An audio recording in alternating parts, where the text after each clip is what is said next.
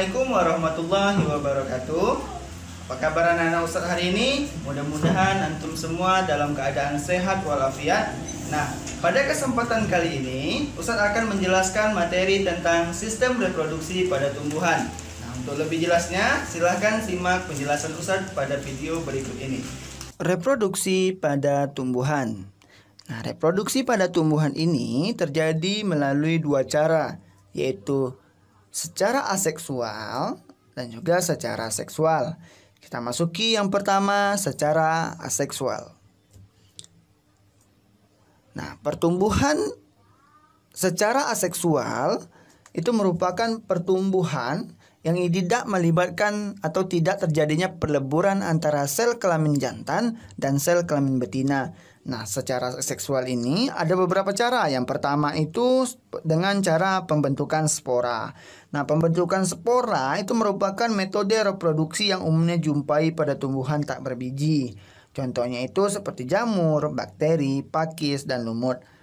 Nah, spora ini itu sangat kecil, ya, tidak memiliki dinding tebal yang membantu spora bertahan dalam kondisi lingkungan buruk. Nah, yang kedua yaitu dengan cara tunas. Tunas terbentuk pada bagian batang yang memiliki calon tunas. Nah, pertumbuhan tunas akan terjadi ketika cadangan makanan yang didukung oleh suhu, derajat keasaman atau pH, serta kelembapan yang baik. Nah, beberapa tanaman yang bereproduksi dengan cara tunas ini, contoh itu seperti pakis saji, bambu, pisang, dan lain-lain. Yang ketiga, yaitu perbanyakan vegetatif. Nah, perbanyakan vegetatif ini terbagi lagi, yaitu yang pertama, perbanyakan vegetatif dengan akar. Nah, perbanyakan vegetatif dengan akar ini bisa disebut dengan seperti umbi akar. Nah, contohnya itu pada ubi jalar, dahlia, ataupun asparagus. Nah, anakan tumbuhan baru akan tumbuh dari umbi akar yang terbentuk di dalam tanah. Yang kedua, perbanyakan vegetatif dengan batang. Nah, beberapa tumbuhan yang perbanyakan vegetatif dengan batang ini itu antara lain seperti kentang, jahe, dan lain-lain. Contoh seperti kentang yang kita makan dalam sehari-hari itu merupakan umbi batang di dalam tanah yang menyimpan cadangan makanan. Nah, contoh lagi seperti jahe yang merupakan modifikasi umbi batang di dalam tanah sebagai tempat penyimpan cadangan makanannya. Itu yang disebut dengan rizoma. Yang ketiga, perbanyakan vegetatif dengan daun. Nah, beberapa tumbuhannya itu seperti contohnya itu cocor bebek. Nah, pada cocor bebek, anakan tumbuhan yang berkembang dari tunas yang ada pada ujung-ujung daun. Nah, anakan tumbuhan ini tumbuh dan melepaskan diri lalu berkembang menjadi tumbuhan baru. Yang keempat, itu perbanyakan vegetatif buatan. Nah, perbanyakan vegetatif buatan ini karena banyaknya keuntungan yang didapatkan dengan perbanyakan vegetatif tadi, maka manusia itu menemukan hal-hal baru, yaitu perbanyakan vegetatif buatan. Nah, perbanyakan vegetatif buatan ini ada beberapa lagi. Yang pertama, stek. Nah, stek ini merupakan cara perkembangbiakan dengan cara sederhana, yaitu menanamkan sebagian tumbuh-tumbuhan seperti akar atau batang ke dalam tanah. Nah, kalau stek batang itu merupakan potongan pendek bagian batang tumbuhan yang diambil dan ditempatkan dalam tanah dengan kondisi tertentu sehingga dapat tumbuh akar dan daun. Kalau stek akar itu dapat dilakukan pada beberapa tumbuhan seperti contohnya lemon, asam, dan lain-lain. Nah, stek akar ketika diletakkan dalam tanah, kemudian dia akan tumbuh membentuk akar dan tumbuhan-tumbuhan baru. Kemudian yang kedua yaitu perundukan. Perundukan dilakukan dengan membengkokkan cabang terendah dari satu batang sehingga ia menyentuh bagian-bagian tanah atau terbenam ke dalam tanah. Nah, itulah akan membentuk tumbuh-tumbuhan baru. Yang ketiga yaitu menyambung. Menyambung pada tumbuhan yang diinginkan berasal dari persilangan dua tumbuhan induk yang berbeda. Nah, bagian akar yang diambil dari suatu induk disebut batang bawah dan bagian batang dari induk lain disebut dengan batang atas. Nah, batang atas inilah yang mau kita ambil dari tujuan kita tadi. Yang keempat yaitu mencangkok.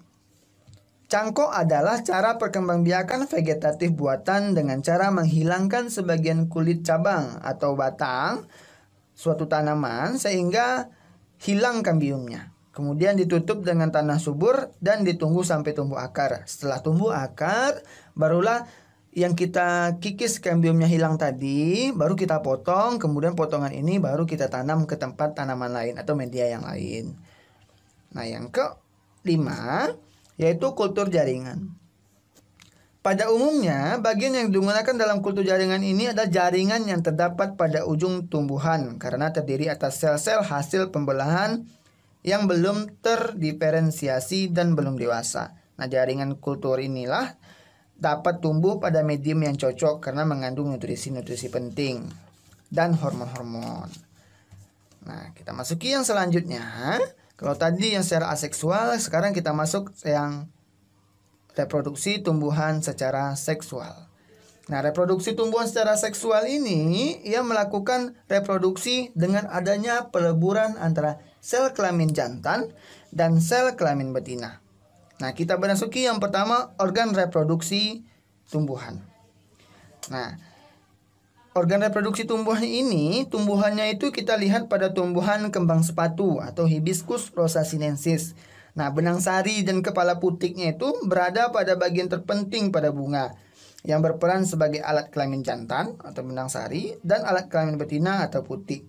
Pada bagian pangkal putik terdapat itu bakal buah. Nah, bakal buah mengandung banyak bakal biji yang di dalamnya terdapat gamet betina atau sel telur. Nah, pada banyak tumbuhan, bagian jantan dan betina terdapat di bunga yang sama dan bunga seperti itu dinamakan dengan berkelamin ganda atau biseksual. Contoh itu seperti tumbuhan kacang polong, bunga matahari, kembang sepatu, mawar, dan lain-lain. Nah, sebaliknya pula, beberapa tumbuhan itu bagian jantan dan betina itu terpisah atau tumbuhannya itu berbeda, yaitu juga disebut dengan berkelamin tunggal atau uniseksual. Contohnya itu seperti kurma, pepaya, dan lain-lain. Yang kedua yaitu penyerbukan atau persarian. Penyerbukan merupakan jatuhnya serbuk sari dari kepala sari yang matang ke kepala putik yang dapat terjadi melalui dua cara. Yang pertama itu penyerbukan langsung pada bunga yang sama atau di antara bunga yang berbeda dalam satu tumbuhan, disebut dengan penyerbukan sendiri. Yang kedua itu penyerbukan yang berlangsung di antara bunga dari tumbuhan yang berbeda tetapi masih dalam satu spesies, disebut dengan penyerbukan silang.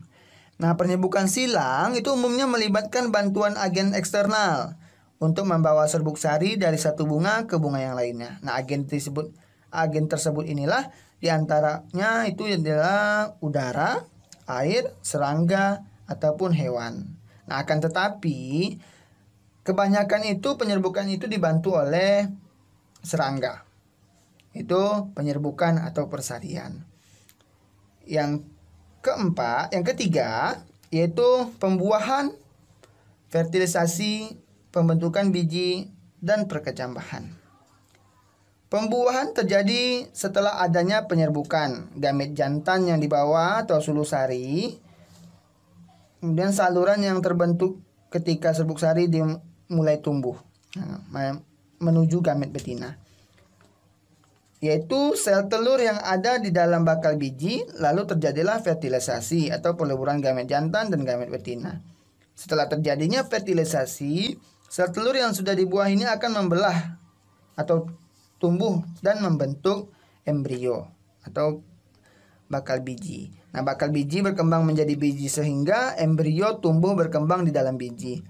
Nah, bakal buah yang di dalamnya terdapat bakal biji tadi, kemudian tumbuh berkembang menjadi buah. Jadi biji akan berada di dalam buah. Nah, demikianlah penjelasan Ustadz tentang materi sistem reproduksi pada tumbuhan. Mudah-mudahan antum semua dapat memahami dari penjelasan Ustadz tadi. Ustadz akhiri, Assalamualaikum warahmatullahi wabarakatuh.